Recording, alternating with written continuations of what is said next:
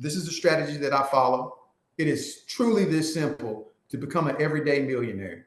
There's a myriad of ways that you can do it that will stress you the heck out. Real estate is one of those that are capital intensive, which means cash. You're going to have some cash flow, some bank to do it sometimes, right? This is simple. $500. You can't go into a bank and be like, hey, I want to, I don't know of anywhere you can put a down payment on a house or closing costs and all the other stuff that goes into buying real estate or starting a business and things of that nature. This is very, very low entry when it comes to, if you think about it, of what you have to contribute to become that millionaire, right? It's this simple. Number one, contribute to your employer sponsor plan up to the corporate match. Then go back and max out your Roth IRA if you're eligible. I've already told you how to do the backdoor strategy in traditional IRA. Then go back and max out your employer sponsored plan. That's it. Now, if you get that done, that's a lot of money in moving in the market, right? Got 23,000 plus 7,000. Y'all do the math. If you're behind, you got 8,000 plus 30,500. Y'all do the math. That's a lot of money going on. So that's basically all that everyday ordinary people can do. If they're doing that, they're doing extremely well. Are there other things that you can do in the market? Yeah. But I ain't talking about that today. It's a Black Man Sunday. Time to put all childish things away. I refuse to be the man I was yesterday. Gotta put my best foot forward and elevate. I think you've got to get to a space to where talking about how much money you make or how much money that you feel like how much money you feel you deserve is a conversation that you're going to have throughout your career, because you're going to get paid for all the while you're working. The more you get comfortable talking about that compensation, the better you are going to be in your career long term. It's hard, but again, I think that that it's a performance art. You got to practice it, and practice with somebody that you respect, who respects you, another person who's a professional that can understand your industry.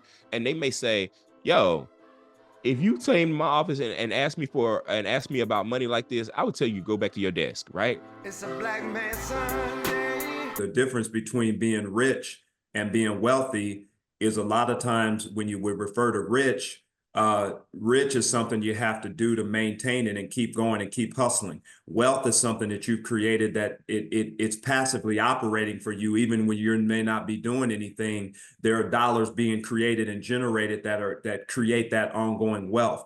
Riches can come and go, but wealth is usually what's generational, because if you've created something that's enduring and generating, what I would call passive income and that ongoing compounded growth that you can't even outspend, that's true wealth.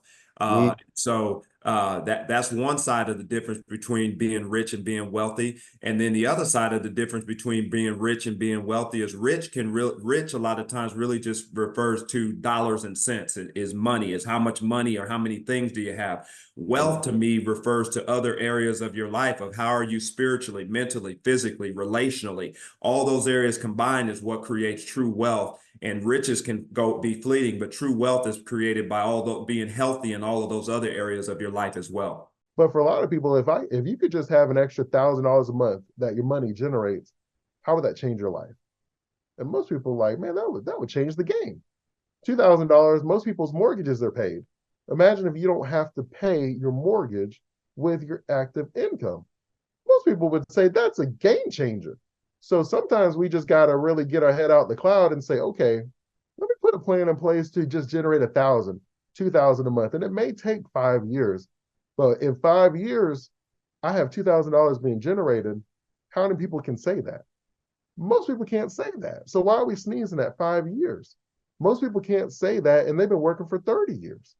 So if you could put a 5-year plan in place, now your mortgage is paid by money working. Well, now you can pay off the debt. Now you can enjoy your life a little bit more.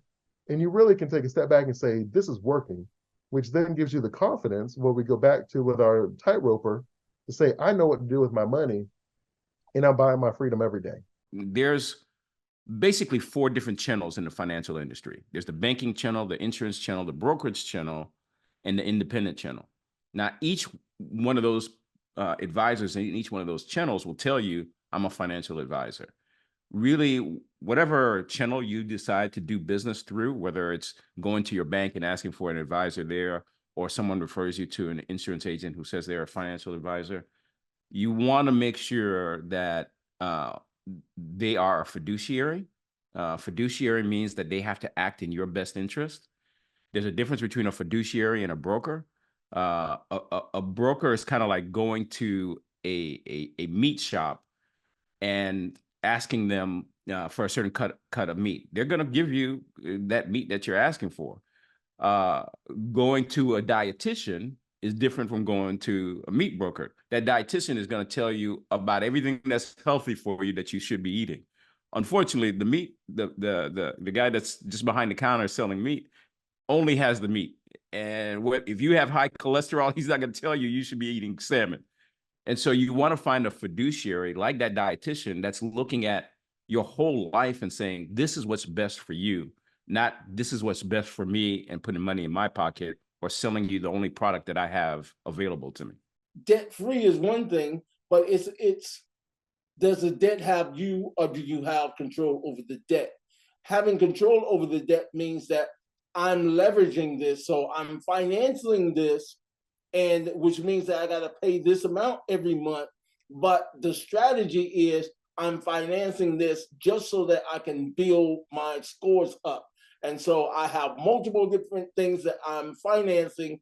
It's considered debt, and it is debt, but it's debt with a strategy, because as I'm paying on this, every month I'm increasing my credit scores and my scores are going up. So you cannot build good credit or excellent credit without having debt. So you got to either have the debt, but don't let the debt have you. I want to encourage people to use the times when there's COVID or when you're laid off. That's time to chill. It's time to recertify and re-up on your training and education. And so I'm grateful for what we would have coined as the downtime being the time where I got to re-up the things that I needed to do. And so that's one takeaway that I also had with myself. When you get to a place where you feel like you're stuck in your career, you're only feeling that way because you've done everything that you could do with that current skill set. You need more tools for your tool belt. The minute you're laid off, register for a course. The minute you lose opportunities in your current scenario, that is God's way, I believe, of saying, hey, you're about to pivot. You need some more fuel or a different type of fuel and get what you need, because I'm launching you to someplace where you haven't been before. Now, the great thing about Bank of America Home Equity Line of Credit is that there are no application fees. So you can actually apply for free. There are no closing costs. So we pay for all the closing costs. All the closing costs regarding that transaction, like inscribing, registering that lien on the government and everything that in between, we will pay for it. So you will have it available there. And I actually recommend every single homeowner that do have equity, like it's going to be almost everybody do have equity now, have a home equity line of credit. That's going to give you that peace of mind at night that if anything happens in the future, you will have a safety net. It's a financial safety net there, that if you need to pull $20,000 tomorrow in the morning, you will have that home equity line of credit to go there, pull it out and use it. And again, there are no closing costs, nothing about it to pay up front.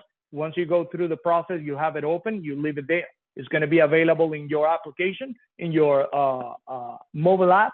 And whenever you need the money, you transfer that money. And that's when the monthly payments are going to start, whenever you pull money out of it. As I tell many of our clients, hopefully you never need it. Hopefully you don't need to pull any money out of it. But just keeping that available there as a safety net is very smart to do in these days. Whole life insurance long term is a nice way to be able to pass on wealth from generation to generation, right? There's a stat in my office in particular, my firm in Chicago, we have like $50 billion of death benefit in the Chicagoland area. Only 2 billion of it is in the Black community. So there'll be a $50 billion wealth transfer that'll happen over the next, 20 to 30 years. And imagine, right? Like for my kids, right? Something happens to me, my wife and my children are going to get a $3 million check from Northwestern Mutual tax free. And that's going to set them up to be able to go out and get their first house, right? And to be able to invest and to be able to grow their wealth, but then also be able to get their grandchildren's houses and build from there, right? And so that's at the core easy way to be able to put something in place that you can pass from generation to generation, right? And it's just a mindset. Like I find working in other communities, it's a checklist. They know when they graduate college, they got to make sure they buy some life insurance. For us, it's like working an uphill to teach why that's important. Because it's not just about like leaving the money behind. It is about creating some of that generational wealth. Having reserves is something I stress even before buying a property. And people get mad at me. But I say before you buy a property, you should have 3 to 6 months of reserves for when things happen. Because let's say, for example, you buy a rental property and your monthly expenses all in, let's just say for round numbers sake, is $800 a month. I would strongly suggest you have a minimum of $2,400 set to the side after you have all your acquisition costs for the property, because you don't know how long it's going to take for you to find a tenant. You don't know how long they're going to stay there. And the worst thing you can do is put stuff on a credit card or have to go into your own pot, have to just do something crazy to get the money to fill those gaps in. So again, something people don't talk about a lot, but it's very important to have those reserves. And if you don't have those reserves, you're going to have a lot of financial issues. If you have some sort of income that's coming in, Corey, whether it's a job or whether you have a business, or heck, whether you're on Section 8 and welfare like I was when I was growing up and didn't get off of until I was 22 years old. If you have income that's coming in, you can build wealth. So I always suggest for people to take whatever amount that's coming in, take 10% of that and start putting it away to saving. Take another 10% of that and put it away so that you can invest. And my philosophy, what I teach my students and what I teach my kids, is that last 10%, put it away so that you can give it away. So you can tithe or give it away in forms of scholarships. Live off of 70% of your income. Now, that 10% that we're going to start investing, then where do you put that money? When I first started out, I put it into real estate. And then I realized real estate didn't really fit my temperament. And so I sold off all my real estate and then I started lending. And then I realized lending for my temperament, for how I was living my life, running my businesses, I love lending. I didn't have to do much. I didn't have to have too much hands-on. I love the sort of returns. And then from that, I got into angel investing. There's no magic wand. There's no magic potion. There's no secret super plan. If you're going to work, you have to put aside and save. You've got to invest. You have to make sure that you're making, you're not looking for any get rich quick schemes. That the tried and true way of saving monthly. And if you don't, put aside lump sums, have a lump sum to invest and have the money grow over time. Don't worry if you keep hearing about the stock market. The stock market has gone up through my lifetime. It's gone up through everybody's lifetime. A couple of years ago, I did a book on investing, and about 10 years ago, when people were talking about, oh, the stock market is gambling, it's scary. It's not. If you look at the price of what they talk about, the Dow Jones Index, if you look at when it started and you pick a day and the year that you were born, you will see that it's continuously gone up through our lifetimes. Do we have drops in the market? Absolutely, because there's no straight line. There's going to be ups and downs, but life has ups and downs. There's always going to be something in the news that's going to, and we've all lived through different times that things have been tough. So if it's stock market or investing in mutual funds or individual stocks, put aside a little bit a month and watch that. If you want to buy property, save up and maybe get into rental properties. All of these things are there for our community to do. It's just that we're looking for the quick admiration. We're looking for the quick fix to think that we're going to get the wealth overnight. It's not going to be easier, But the old saying, the tortoise and the hare, the tortoise always wins out. We can, run fast and we're going to run out, but the tortoise is always going to be there. And it's slow and easy. If you haven't got the dollars, don't use that as an excuse to say, well, I'm never going to be rich. Yes, you can. Anybody can do it. It's only your mindset of what you want to do if you want to be successful. What does a qualified offer look like for an investor into a company? And I think you have to answer 4 questions when you talk to people. Again, this isn't just banks. This is everybody from you and your individual self all the way to a bank. So angel investors, venture capital firms, everybody wants to know these 4 questions. Your mom, your dad, your sister, everybody wants to know these 4 questions before they move their money from their safe savings account into your account, your business account. One, they want to know, what do you do? Sell bottled water. Okay. Why are you good at it? Well, we're going to be in 40 Walmarts. We've tripled our revenue over the last few years. We have a closed loop recycling program. We have bring the bottles back. We're sustainable. We're Black owned. We're located in Pittsburgh Yards. Okay, great. First 2 questions. What do you do? Why are you good at it? Right? Those are the first 2. And everybody's usually happy. Like, I'm going to raise money in a minute. The third thing is, how much money do you need? Every time I ask somebody that, they tell me what they do. And I say, how much money do you need? The number one answer is actually a sound. And the sound is about 50,000, about 100,000, about 25,000. And they don't know how bad that sounds to a person who has their monies in their savings account. It sounds like you want me to give you your money so you can figure things out. And nobody wants to do that. But if you said, I need $22.7 million because I'm going to spend $12 million this month building the infrastructure and putting in blow motors, a chiller, a compressor, and getting our early preforms in. And then I'm going to lose, $50,000 a month for the next 12 months. So I turn a profit in 2024, late spring, when we ought to have our 2-gallon jug ready.